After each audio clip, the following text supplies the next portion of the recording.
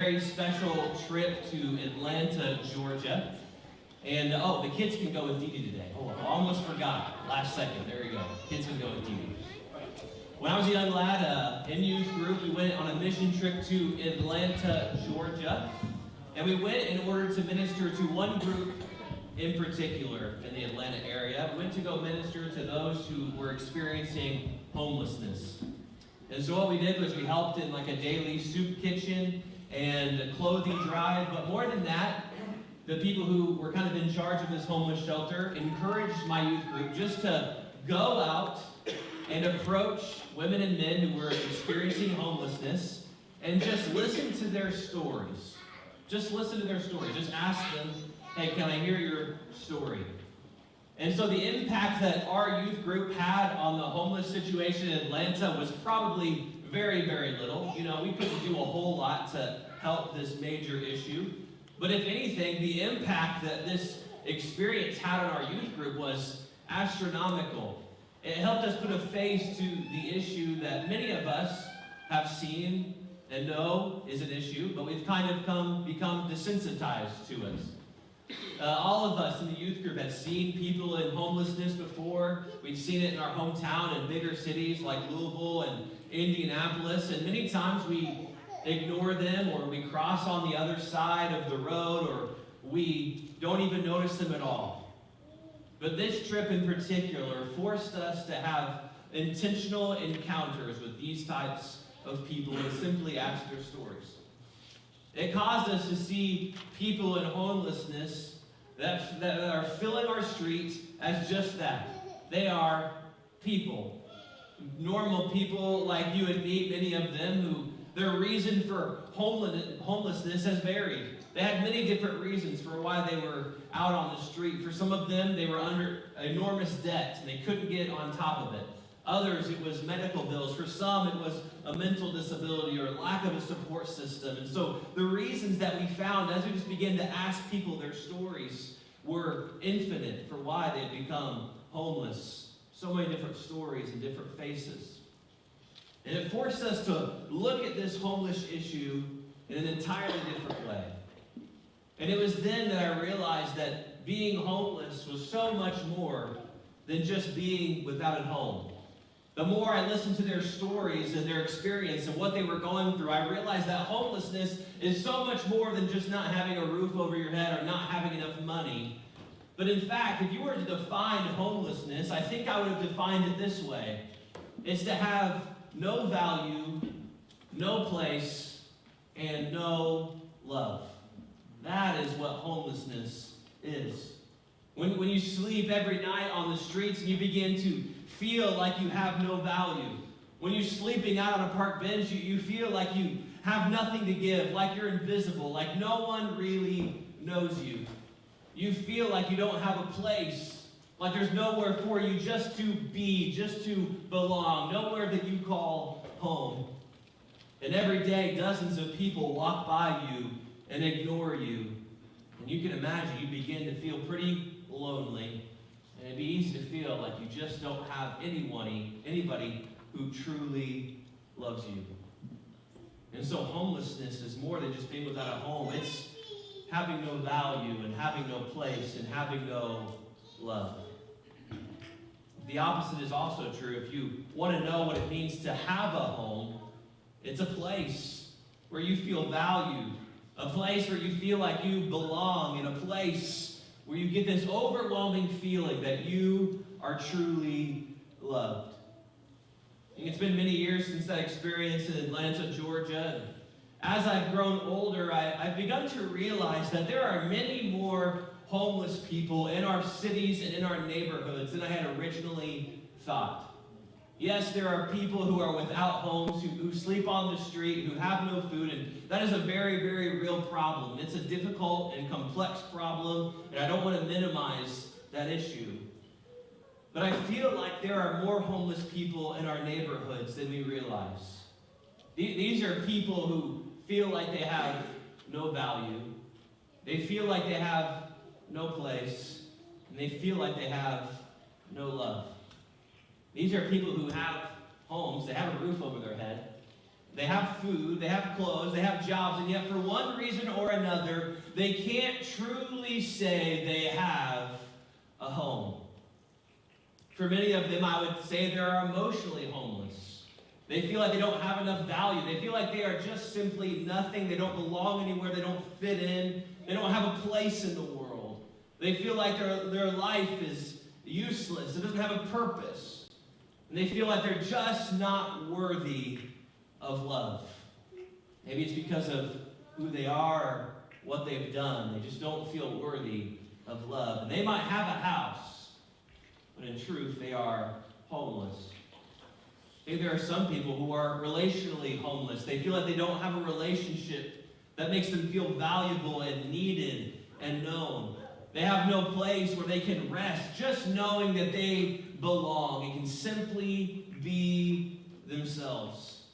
They have nobody in their life who is willing to say, I love you, and truly mean it. And mean it unconditionally, no matter what. I don't know, maybe that's someone in here today who feels like they have no good, meaningful relationships, or it's because of what you've done or what someone has done to you. Maybe it's the sin or the shame of your past that has made you feel homeless, like you have no value, like you have no place, and you certainly don't have any love. On the other hand, I think it's us, the church, followers of Christ, who should see it as our duty to those types of people in our neighborhoods and in our communities and even inside of our church building who feel homeless and without value and without place and without love. What is our job? What are we called to do? That's what we're going to be talking about this morning. Today we're going to be concluding this series we've been going through over the past few weeks entitled Reframing the Father. And we've been going through this series and we've been focusing on one story in Scripture over the past 4 weeks. It's a parable told by Jesus, and it's what we usually call the parable of the prodigal son. And we've been calling it the story of the loving Father, because we found that this story is really about the Father's love. It's found in Luke 15:11, and I would encourage you to follow along. We're going to read that today. And today we're going to read it in the Message paraphrase, trying to mix it up a little bit, since this will be the fourth time we've read through it. But we're going to read through the whole thing one last time and allow the Lord to speak to us today. Read with me. It'll also be on the screen. It says this. Then Jesus said, there was once a man who had 2 sons. The younger said to his father, Father, I want right now what's coming to me. So the father divided his property between them. It wasn't long before the younger son packed his bags and left for a distant country. There, undisciplined and dissipated, he wasted everything he had. After he had gone through all of his money, there was a bad famine all throughout that country, and he began to hurt. He signed on with a citizen there who assigned him to his fields to slop the pigs. And he was so hungry he could have eaten the corn cobs in the pig slop, but no one would give him any. That brought him to his senses. He said, all those farm hands working for my father sit down to 3 meals a day, and here I am starving to death. I'm going to go back to my father. I'll say to him, Father, I've sinned against God, I've sinned before you. I don't even deserve to be called your son. Take me on as your hired hand. And he got right up and went home to his father. When he was still a long way off, his father saw him. His heart pounding, he ran out, embraced him, and kissed him. The son started his speech, Father, I've sinned against God, I've sinned before you. I don't deserve to be called your son again. But the father wasn't listening. Instead, he was calling to his servants, quick, bring a clean set of clothes and dress him. Put the family ring on his finger and sandals on his feet. Then get a grain-fed heifer and roast it. We're going to feast. We're going to have a wonderful time. My son is here, given up for dead, now alive, given up for lost, and now found. And they began to have a wonderful time. All this time, his older son was out in the field. When the day's work was done, he came in, and as he approached the house, he heard music and dancing. Calling over one of the houseboys, he asked what was going on. He told him, your brother's come home Your father has ordered a feast, barbecued beef, because he has come home safe and sound. The older brother stalked off in an angry sulk and refused to join in. His father came out and tried to talk to him, but he wouldn't listen. The son said, "Look how many years I've stayed here serving you, never giving you one moment of grief. But have you ever thrown a party for me and my friends? Then this son of yours, who's thrown away all of your money on a horse, shows up, and you go all out with a feast." And his son said, "Son, you don't understand." Or his father said, "Son, you don't understand. You're with me all the time, and everything that is mine is yours. But this is a wonderful time, and we just had to celebrate. Your brother, the brother of yours, was dead, and he's alive, lost, and he's found." So that's the fourth time we've read this story, and so if you didn't know it before, you know it really, really well now. It's the story of a loving father. But I think it's also a story of two homeless sons. We know one of them for sure was homeless, right? The younger son, the prodigal son. He's the one who goes out and squanders away all of his father's money. We learn, based on what the older brother says, that he spends it all on prostitutes, on pleasure, and on partying. And at the end of his escapades, he finds himself alone and hungry in a pig pen. He finds himself homeless. He doesn't have any value to anyone. He doesn't belong in any place. And there's no one in the pig pen to show him any love. But when we skip to the end of the parable, we find the older son who ends up just as homeless. By the end of the story, he's standing outside of his father's house, and he can hear the party music going on inside, but he is unwilling to go in. He's angry because his younger brother, the one who gave away all of his money to sleep with prostitutes and has now returned, and his father sees fit to throw him a party. It isn't right. It isn't fair. And so his brother refuses to go inside, and he finds himself, the older brother now, homeless. He feels like he has no value to his father. "I've worked in your farm every single day. I spent years serving you. Not once have you thrown a party for me. No value." He has no place. He refuses to go inside and join the festivities. He can't imagine himself fitting into a household where fornicators and sinners are welcomed back with a feast. There's no place for me in there. And he's cut off from his father's love, not because of his father's doing, but because of his own actions. His father instead says, "Everything I have is yours. I love you."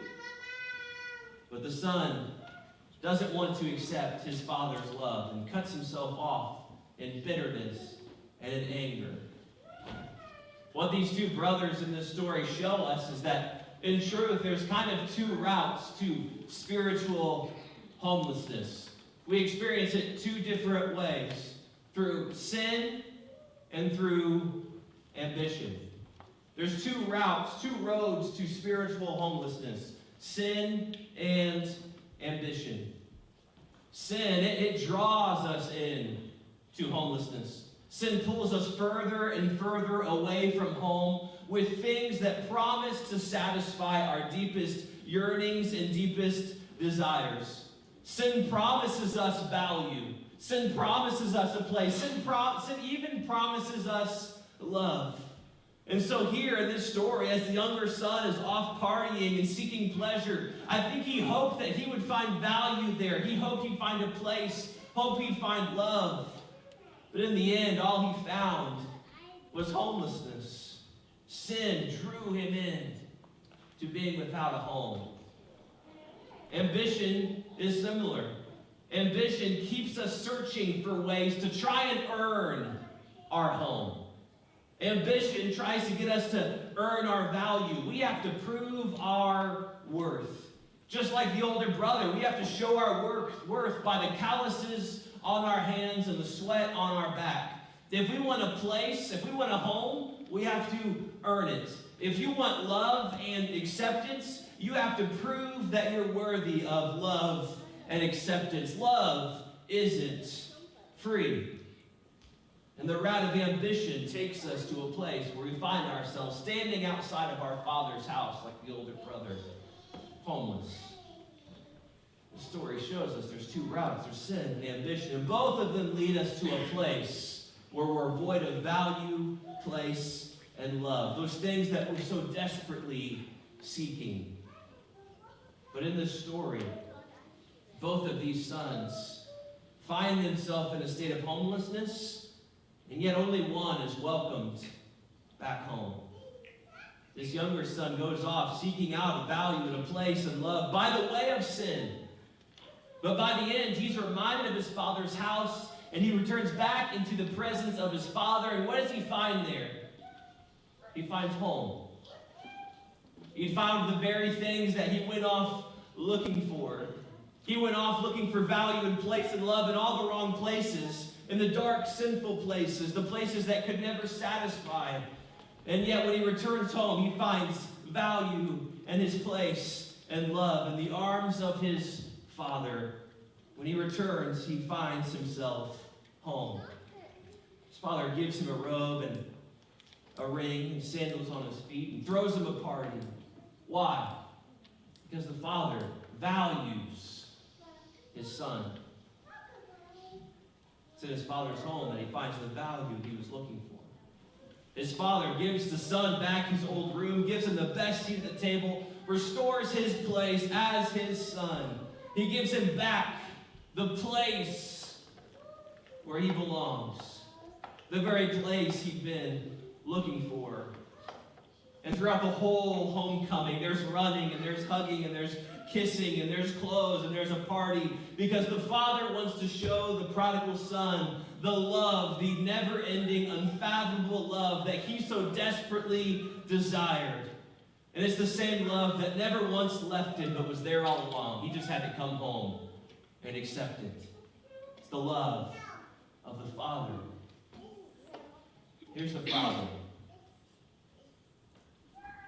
I worry that so often Christ followers have painted our Father's home in the very, very wrong way. I hear things. I know that you hear things too. Whenever you invite someone to church, whenever you encourage them to come to a church event, the way they respond, you know this what is true.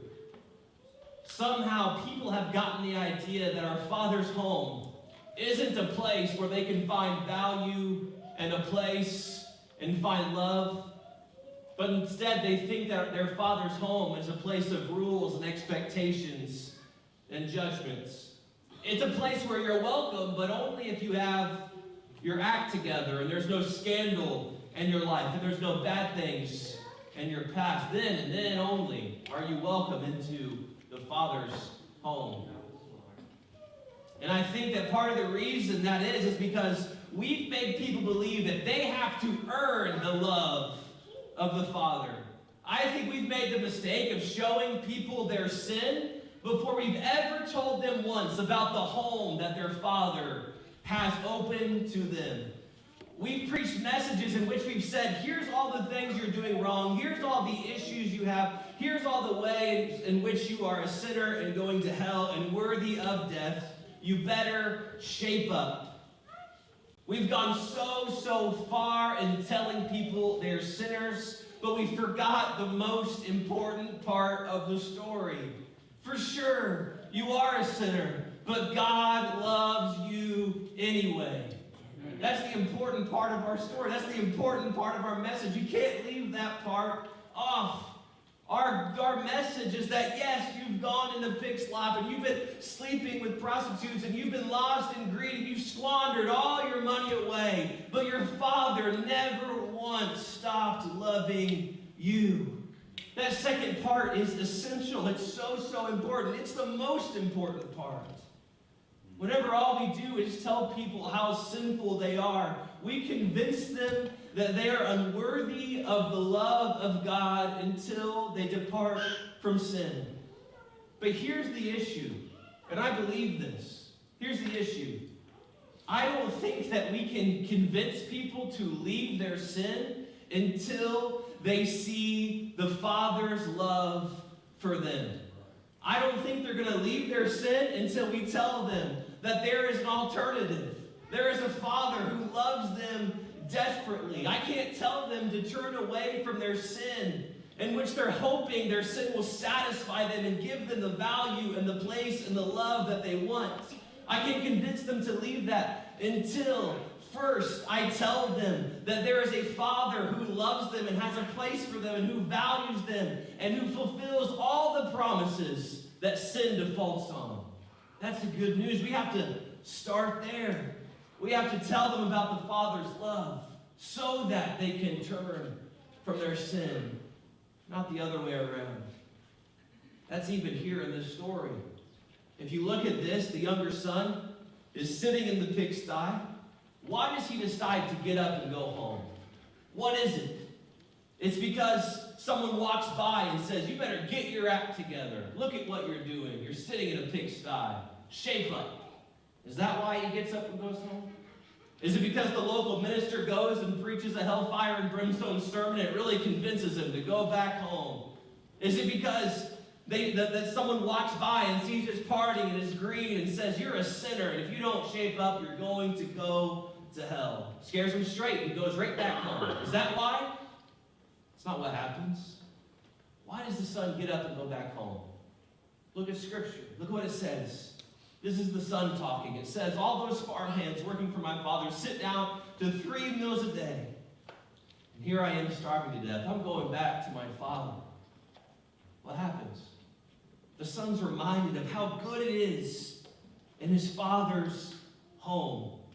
He's reminded of the goodness and the love of his father, and he wants to go back. He wants to go back where he is loved, where his father provided for his needs. It's only first when he recognizes his father's goodness and love that we get the second part to this. All those farmhands working for my father sit down to 3 meals a day. Here I am starving to death. I'm remembering the goodness and the love of my father. I'm going back. And then and only then does he say, I'll say to him, I've sinned. I've sinned before God and I've sinned before you. Don't deserve to be called your son. First, he recognizes the goodness and the love of his father, just how good it is to be in his father's house. Then he realizes he's a sinner. He realizes he's made the wrong choice. And I'm worried that we've gotten this backwards. We've told people, you're sinning against others, you're sinning against God, before we even once mention that a father loves them desperately in the midst of their sin.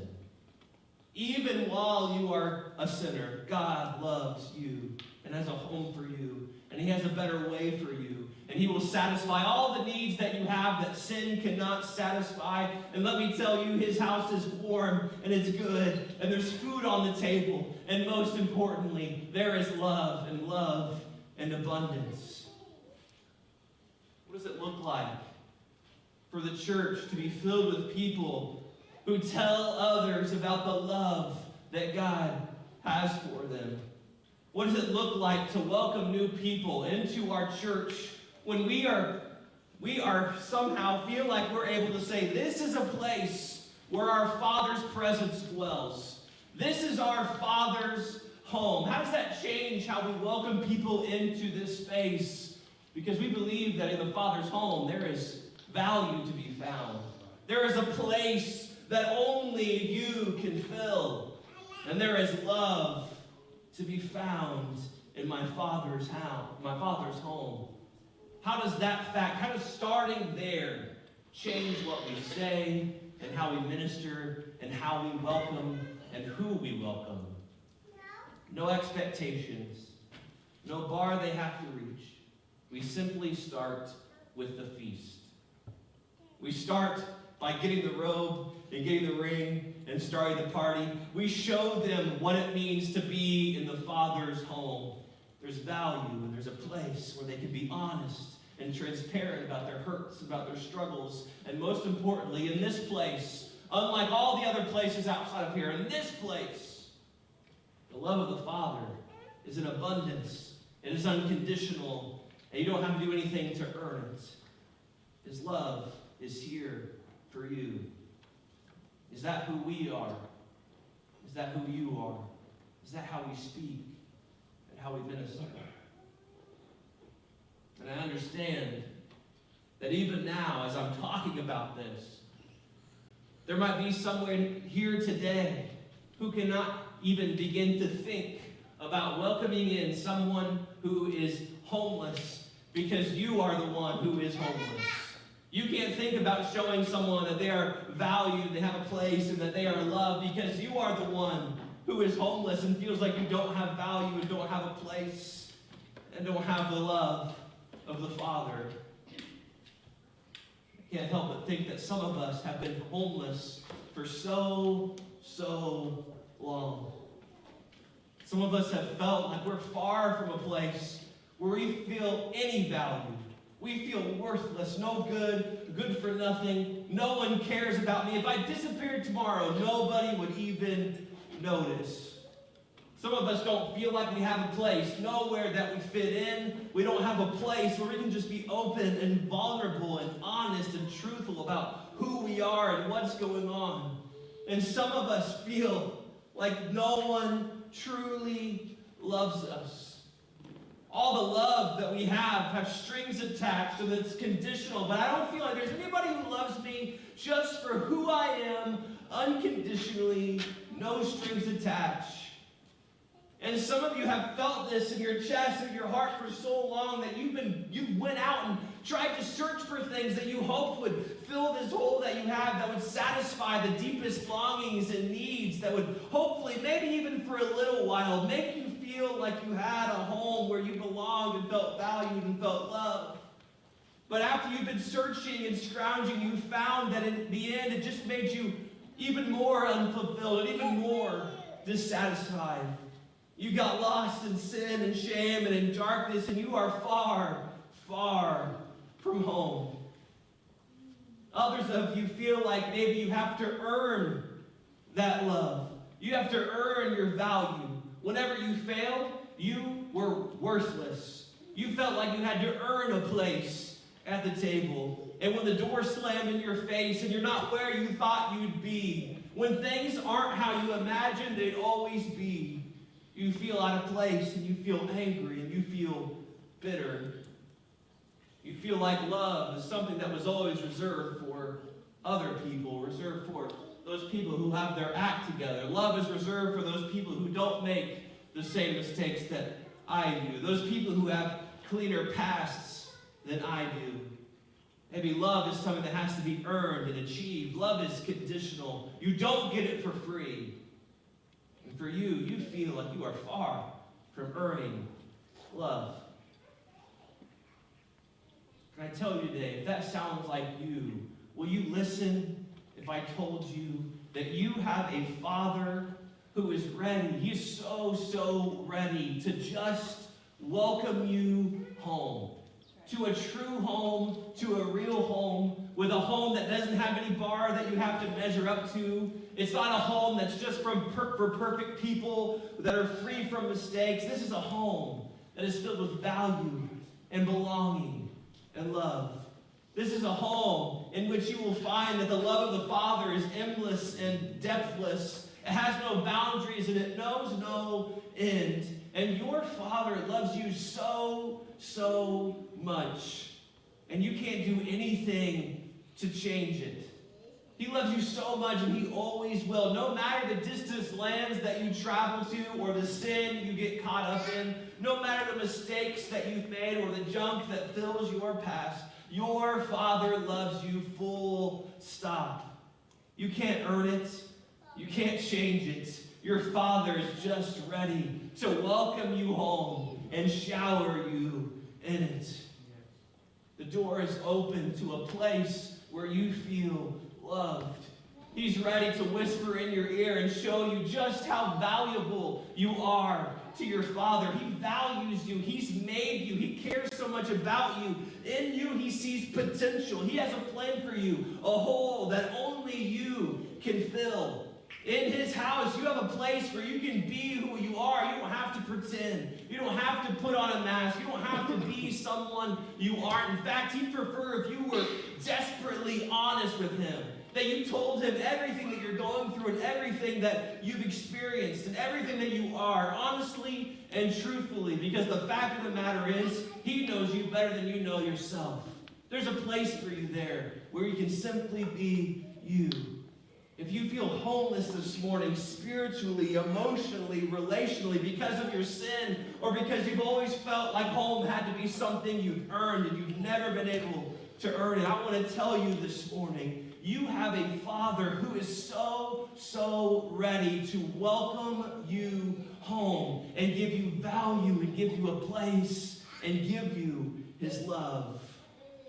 I'm going to ask that the praise team would come. We're going to sing one other song as we close out today. And as they're coming, I want to tell you a story. Story of another trip I went on, but this one was for much, much longer. Summer after my junior year of high school, I went abroad for 3 whole months. 3 months over in Eastern Europe. And it may not seem like a long time, but if you're away from your culture and your language and all your friends and your family, away from your fiance for 3 whole months, it seems like an eternity. I went and I served as a short-term missionary in Greece for 2 months and then Croatia for the final month. And at first, it was fun and it was wondrous and new experiences and meeting new people, taking in the sights. But after a while, I gotta be honest, I began counting down the days. It was like my morning ritual. I would get up in the morning, and as I was brushing my teeth, I would do the math, and then begin to recite the days left until I could go home. 60 days left until I could go back home. 40 days left until I get to go back home. 3 weeks until I can go back home. 2 weeks, 10 days, 9 days, 5 days, 2 days until I can finally go back home. Tomorrow, I get to return home. And then finally, I remember the day we were finally getting in the car with all of our luggage to go to the airport and make the multi-stop flight back home to America. And that was a whole nother day in itself. So then I stopped reciting days and I began to recite hours. 8 hours, and then a 3-hour layover, then 2-hour flight, then a 4-hour drive, and I'll be home. 17 hours until I finally get back home. Landed in Nashville, Tennessee, got in my car, and began to drive back up to Indiana. Probably drove faster than I should have. Why? Because I wanted to be home. 4 hours left, 3 hours left until I'm home. Finally reached the Kentucky border, 2 hours left, and I'll finally be home. I remember finally pulling into the driveway of my parents' house. And it seemed like surreal to be back at the place that I had so desperately longed for so many weeks. Got out of the car and I went up to the front door and I paused for a second. And then I knocked. It didn't take but a few moments until the door was open, and there were my parents. And they both scooped me up in a big hug. And I remember we stood there on the front step, just embracing for what seemed like an eternity. We must have been there for 10 minutes, just holding each other. And I was just so thankful that I was finally, after all those weeks of reciting the days, counting down the days, I was finally home. On the front doorstep of my house, being held by my parents, I remembered what it was like to feel valued, a place where I felt like I belonged, a place where I knew people knew me and cared for me, and most importantly, I was back in a place where I was loved, period. No strings attached. I was home. As we conclude this morning, I know that there may be some people here who feel like you are halfway around the world from the place that you would call home. You are far away from a place where you still feel valued, and a place and love, and you've been searching for those things in all the wrong places that never seem to satisfy. It's just left you feeling empty and guilty and full of shame. Maybe even now you're convinced that you don't deserve to be valued and loved. For others of you, your ambition's gotten in the way. You've been convinced that you need to earn it. You've tried and failed, and you've not been able to get it. You pretend someone you're not because you just want to find home. Can I tell you this morning, you have a heavenly Father who is so ready to welcome you home. I promise you, if you come to him this morning and run into his arms, he will show you what it means to be valued. He will value you so much, and he'll tell you that he has a plan for you. He has a purpose for you. He has a place in the community and what he's doing in the kingdom that's just for you, a place that no one else can fill. And I believe if you come home this morning, God's going to show you what his love's all about. An endless love. No strings attached. So the praise team is going to sing, and the altars are open, and I would encourage you, if you'd like to come and pray, you're welcome to come. In fact, I'll say, if you don't want anybody to pray with you, if you just want to come and be alone with God, that's totally fine. No one's going to bother you. I'm not going to pray with you. This is your altar. Come pray before the piano. Nobody's going to bother you. But if you'd like someone to pray for you, pray with you, if you'll come to this altar, I'd love to do that with you. I just want to welcome you this morning. Would you come forward? Would you be willing, like me, after my 3-month trip, just to run back home? I gotta tell you, you've been homeless for far too long. You've been abroad for months now, years now. Would you come back to your Father's house and just allow him to hold you on his front doorstep and hold you and hold you and hold you and just welcome you home? We're going to sing this morning. Would you stand? The altars are open. Would you come?